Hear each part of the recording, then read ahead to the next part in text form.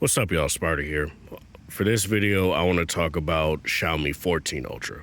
Now, as obviously you can see, this is the 13 Ultra, but I mainly want to talk about how the key differences between them and why I do feel like this is a worthy enough upgrade for me personally over this phone, which is still a phenomenal phone, by the way. There's nothing about this phone that's like bad. I don't have anything that's taking me from wanting to use it or anything like that. But overall, we'll see. I'll just detail it now. So obviously, Snapdragon 8 Gen 3 is going to be in it as opposed to the 8 Gen 2. The 8 Gen 2 has been phenomenal in this phone. Don't really have any sort of issue with it at all. You have the new LYT 900 1-inch type sensor. It's a stacked sensor.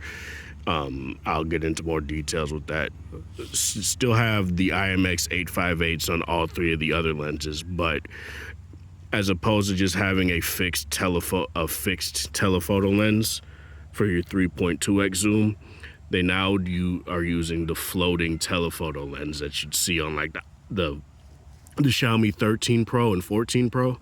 So to me, that's actually very nice. It's something that was kind of odd to me why it wouldn't be on their flagship phone, their high-end phone of that year.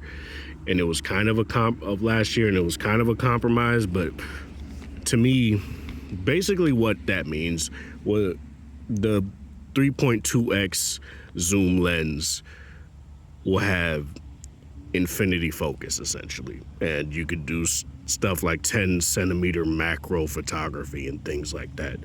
So it'll be very nice if you want to get pretty goddamn close up to your subject and get very creamy background blur and still have the shots be detailed, right? So to me, that's actually very nice. As opposed to f1.9 aperture on the IMX 989 here, and you get a two-stage shutter, a two-stage aperture rather. It goes from f1.9 to f4. Now you get even more stops on that. It's f1.62 on the LYT 900. I believe it's like 6 different stops. None of these publications have been actually detailing it. They've just been saying, oh, it goes from f1.62 to f4, and that's all they've said. But from what I've seen when it comes to like what the very little that I've seen of Xiaomi showing it off, it looks like it's at least a 6-stage aperture. So that's nice. And what that will do is, sure, between some of those in between f1.6 and f4 will not be that drastic of a difference. Say you want to let in a little bit more light, but not completely stop it down and still keep a lot of good detail within your photo. You can do that and cut back on things like lens reflections and things like that. Because what I've noticed when I stop down to f4 on here is that it cuts down on lens reflections, lens dots, things like that. They go away. Now the drawback to that is that you don't. I guess the main drawback to that would be you have less information to work with to like edit. Say you can't brighten up the photo and get all that info back. Maybe I'll test that, but overall, I do feel like it's a nice improvement. And also, on that, I'm gonna just call it light 900 sensor. It's 4K 120. Yeah, 4K 120 video recording. Finally, on a 1-inch type sensor that isn't paired with the Sony Xperia Pro I that's using a dedicated camera's sensor, right? So that's going to be very nice. What I hope is that like what Sony does, it'll still record audio, and it'll just be easier to slow down and ramp up when you want it to, rather than it completely cutting out the audio like some phones do. But overall, this is a very nice improvement. I've been wanting this, and maybe this means that we're getting a Pro I Mark II this year. Who knows, right? So that's very nice. Overall, all the sensors are pretty much the same. Instead of being called, I think this is a Summicron, it's a Summilux lens. It's an 8P coated lens, so I think it's 8 element as opposed to 7 element on here. And that's actually pretty nice overall. I can't really go into the details on that because I don't want to sound stupid, but overall, very nice. When it comes to the frame, you no longer get this raised frame that a lot of people seem to criticize. I don't mind it, but it's flattened now. It's a little bit, the phone is a little bit more thick now. It's a little bit more balanced. I can't tell if that's because there's a larger battery in there, because on some sites it says the phone still has a 5,000 milliamp hour battery. On other sites it says 5,300. On Xiaomi's official site it says 5,000. I don't know. But you no longer have this raised frame, if that really does bother you. It doesn't bother me, like I said, but for a lot of people it does. It seemed to have. Got an even stronger aluminum frame on here. There's going to be a titanium version, you know, because that's the flavor of the year. So we got to do that, right? Which is nice. I'm not trying to downplay it. You only get 2 color options this year. You get a black and a white as opposed to a black, white, and a green. And in some cases, you can find an orange one and things like that. But I'm just going to stick with black. You get 90 watt charging, same with this one. But now instead of 50 watt wireless charging, you get a massive bump up to 80 watt wireless charging. So now, not only do you get dramatically faster charging wired than you do on an S24 Ultra, you get dramatically faster charging wireless as well, compared to S21 Ultra, S24 Ultra. Why did I say S21 Ultra? S24 Ultra, iPhone 15, 16 Pro Max, Google Pixel, all the big ones. And this is something that I feel, I don't really care about the wireless charging. It's definitely nice to not have that much of a compromise when you go wireless charging. Like 10 watts is like gonna be like, what, 5 to 8 minutes? So it's not that big of a deal.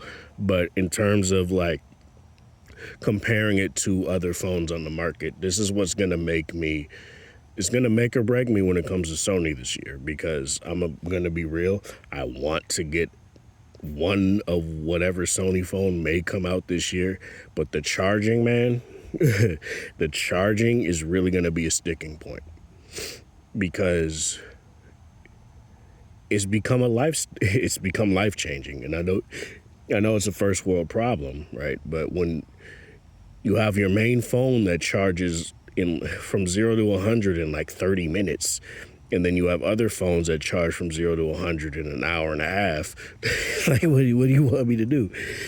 Like, I don't have to charge this phone until like 20-ish minutes before my shift ends. And to me, that's very nice. That's a very nice lifestyle change as opposed to having to plug it in an hour and a half before my shift ends. You know, that's something that is very critical to me. And for me personally, Sony, please do something nice here. Do something very nice and give us faster, even if it's 65 watts. I don't need you to go full 90 or 80, but give me 65 at the very least. Wired. Still get up to a terabyte of storage. From what I've seen on these sites, the phone will go up to damn near $1,600, which, ooh, the pockets are going to get tapped indeed. But we'll see. We'll ultimately see what happens. Do I think it's a huge upgrade over the 13 Ultra? No. If you have a 12S Ultra, yes. 13 Ultra, it depends, right? Like the 8 Gen 3 realistically is not that dramatic of a different upgrade compared to the 8 Gen 2 in a lot of ways. But if you really care about gaming like that, I don't know why you'd get this phone for that with an 8 Gen 3. I'd probably advise you to get a Red Magic 9 or the new ROG phone that was it the 8? that's coming out this year or has come out this year, I wouldn't necessarily recommend a phone known for its cameras for that. But it isn't like this phone doesn't game great. Obviously it does. And it's not like they're not flaunting things like their cooling system and things like that in the phone as well. So that if you do get this phone and game on it, you don't really have any sort of issue with that. The phone still has the vegan leather finish too. So that's nice. I really do like how this feels. They say it's sturdier. It is resistant to becoming dirty and all that stuff compared to this phone. And as you guys can see, there's a little bit, but to me, it's mostly in a case, so it's not that big of a deal for me personally.